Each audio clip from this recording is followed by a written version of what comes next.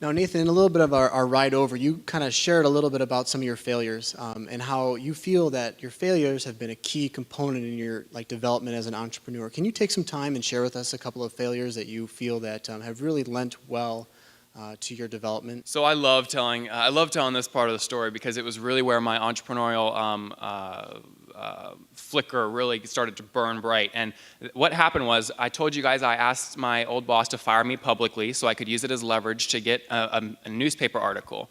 So it was about 7 days or 8 days before Christmas, again, a year ago, so not this Christmas, last Christmas, and I got that newspaper article. It wasn't the front page cover, but it was on the inside.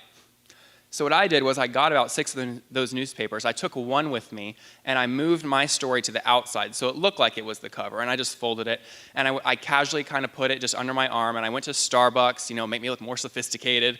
So I got my Starbucks, I had my newspaper, and I took those into a little shopping center, which was in downtown, my hometown downtown, essentially. And I walked into, I was like, I'm just going to start walking into places and just seeing what happened. I didn't really know what my product even was.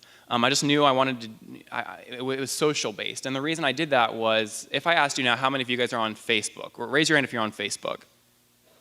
Okay, so a lot of people are on Facebook. So I was on Facebook too, except I was using it for social activities. And I said, how can I shift this and make it a business? So I started thinking of those kind of ideas. Long story short, first place I walked into, it was a Papa John's. So I walked in, I have my newspaper, I have my coffee, I pitched my idea to the lady at the counter, and she just looks at me like I'm crazy after I'm all excited about this pitch, and she goes, we can't make decisions like that, we're a franchise. So boom, right there. First, I look like a fool. There's people waiting for pizza. There's this random kid walking in, pitching this idea. And so I learned that networking was key. You had to talk to the person that was making the decisions. Walked out of Papa John's, went into this place called, it was a nail salon. It had a really interesting name, but it was a nail salon. And I walked in, did the same thing. You guys need to be on social media, told my story. And the guy at the end, he just looks at me like I'm crazy, like I'm speaking another language. Well, I was speaking another language. They didn't speak English. So I learned communication was going to be paramount to anything that I was going to do. After that, I did that in about 3 other places.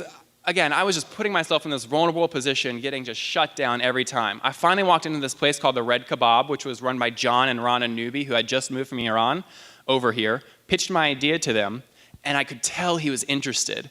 His first question was, you're a college student, how can I trust you?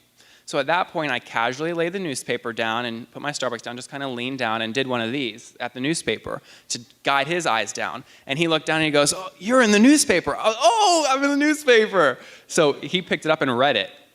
And once he read it, I instantly got credibility with him.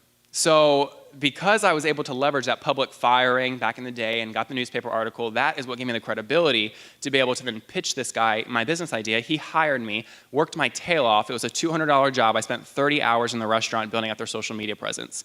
So